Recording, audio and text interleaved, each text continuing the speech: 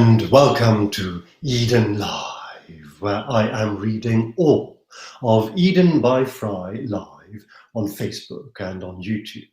And the recorded clips then make their way onto Instagram, IGTV. Currently, quite soon, currently about a day or so later. We are on at an unusual time. Well, we're on at the normal time, but on an unusual day. Because if you are watching this in real time or near real time, then you may realize it's Friday, and I normally do this on a Monday and on a Wednesday. But this week on the Wednesday, 2 days ago, I was busy. I was busy putting the final touches to a small project that I wanted to get ready very specifically for this coming Tuesday, and so I had no time for webcasting, live or otherwise. I will tell you about this new project, because it is quite exciting to me, and I will happily, gladly share it with you, not in the next webcast, but in the one after that, the one that goes out, if we go to schedule, on Wednesday. So if you want to know what this is about, you will just have to join me again then. Meanwhile, though, we are in volume 6 of the Eden Miniatures series, which is the published version of Eden by FREI. It's called The Tape, which is me talking about an audio tape that I found where I recorded an audio diary for my older self when I was in my very early 20s on a trip to Europe, and we are now in Paris. For many years, my most enduring memory of Paris has been this, and I'm glad to revisit it unexpectedly as I listened to the tape. I'd arrived at the Gare du Nord at about 10 o'clock in the evening on Thursday, 18th August, from London. In London, I had spent a few hours at home after returning a flush, a glow, and a wonder from Edinburgh, where the last play I'd seen was an adaptation of Yevgeny Samyatin's We. This had once more inspired me and prompted me to consider whether QED, an experimental piece of writing I'd recently conceived essentially as a monologue, might have a chance in Edinburgh, and I note on the tape in a tone that today both amuses and amazes me that something at least as good, if not quite a lot better, can be done, actually. The unencumberedness, the youth, the brazen confidence, the honesty. Now, listening to myself then, I sense I can maybe do what I never could at the time. Indulge myself, just a little. Although to others it must have looked and sounded and felt as though everything came incredibly easy to me, it didn't. I never actually indulged myself then. I was, if anything, highly critical of myself and unsure of almost everything. But I tricked myself into appearing otherwise. Now, I feel a warmth towards me then, a quarter of a century ago, at the beginning, setting out to what is to become me, and I chuckle. I was not a bad person, perhaps a little deluded, maybe a lot, perhaps a little too sure of myself in some respects, but so very fragile in so many others. And yet, I survived. I survived because of people like the good human I attached to this memory in Paris. Having arrived at the Gare du Nord at about 10 in the evening, I knew I needed to find a train now to Grenoble. Grenoble was really my next stop on this Europe tour 1988, and try as I might, I could not see a train listed to this place anywhere at the Gare du Nord. It's telling to me now that I had not worked out a full itinerary, taking a train to a European city and from there another train to another city in that same country without planning or let alone booking a specific connection ahead, to my still European mind was entirely reasonable then. So I walked up to the information desk and in my dodgy French inquired after a train to Grenoble. The lady at the counter talked to me, not unfriendly, but quickly, and made no sense at all. I wandered off and found some other person to start over again, possibly at another information desk, or maybe just at a ticket office. And here I fared a little better, because while I was still profoundly out of my depth with my inadequate French, I got the gist that in order to get to Grenoble, I would first have to go to Lyon.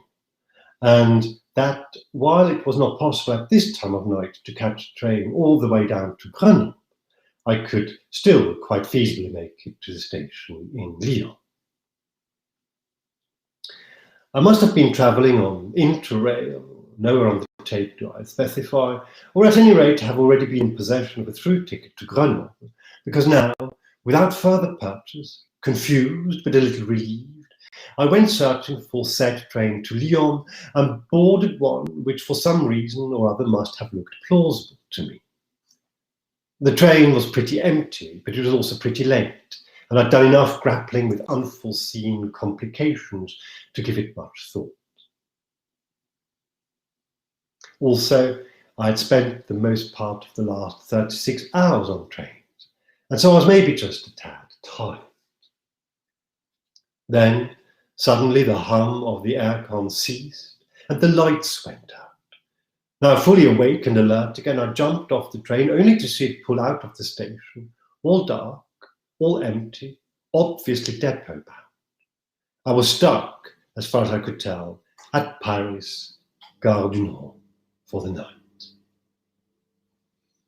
Apparently, I was not the only one, though, because a few other lost souls or travellers in transit were lounging about the concourse around shabby cases or here and there, leaning against their backpacks, and I felt unperturbed as far as I can recall. Come midnight, or maybe around 1 a.m, they closed the station, and those of us stranded there with nowhere to go were moved outside. While some of them at this point dispersed, they probably never meant to travel anywhere and were just seeking shelter inside the station, a handful or so remained, and I spent the night talking to a Parisian clochard and then sleeping next to him a few feet apart on the pavement outside the Gare du Nord. When I say spent the night, I mean really a few nighttime hours, because at 4:30 they opened the station again, and those of us who had, or thought we had, trains to catch were let back inside. Now, what on the tape in my a little self-conscious and just slightly off the mark English I refer to as sufficiently tired, having spent the second night in a row getting all about 2 hours sleep, I walk up to the ticket office as soon as it opens and make my third attempt at establishing how to get to Grenoble from Paris. I finally find out that in order to get to Grenoble from Paris, I first have to go to the Gare de Lyon. Not the Gare de Lyon in Lyon, where you would expect it to be, but the Gare de Lyon in Paris. Suddenly, a lot of bizarre and circuitous conversation the night before begins to make sense. They were talking about the railway station in Paris called Lyon, and I was understanding the railway station of Lyon all the time. To get to the Gare de Lyon in Paris, I'm informed, I can take either the metro or the banlieue train. And so, after asking a few more people, I find myself in front of this gigantic ticket machine that looks to me like the unsolvable puzzle, like a mysterious lock to which no key can be known, like the impenetrable riddle in an unbreakable code. By this time, I can barely keep my eyes open, and even if I do, I've taken out my contact lenses for the few hours rest on the pavement outside, and my glasses are somewhere at the bottom of my bag. I stand there, like Ali Baba having forgotten the magical phrase for sesame, when a chap pitches up, charming and bright-eyed, and asks me if I'm lost. Not really, I say, which now strikes me as disingenuous, and I tell him I just need to get to the Gare de Lyon. He asked me if I'm from London. Yes, I say, and give him a weary smile. He tells me that a friend of his had been to London for 3 days and keys in the correct sequence.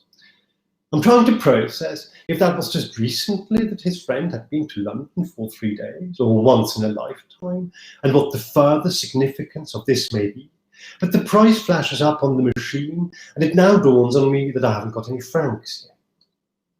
Before I can explain, he throws in some coins and hands me the ticket and wishes me good luck. I barely manage a thank you before he's gone, vanished into the early commuter throng of Paris. I have never forgotten this man and his random act of kindness. He changed not only the way I thought about the people of Paris, they had a fearsome reputation, but completely opened my eyes to what a small deed could do. And because I was so grateful and so touched and so genuinely helped out by what he had done for me, I often, and in many situations since, have tried to emulate his disposition towards me and pass on the love. And I still do, 3 decades later. And so if anything I ever was able to do for a stranger has had even a fraction of the impact he had on me, then this young man, with a smile, 2 minutes of his time, and what must have amounted to about 3 or 4 francs of his money, has made the world a much, much better place. Merci, mon ami. Tu es toujours dans mon âme.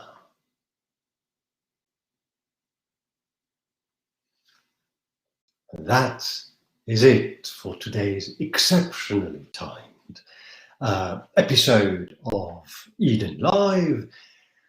I hope you'll join me again next time, which, if everything goes back to the normal schedule, should be on Monday, with the next chapter, which is called Songs and Charades.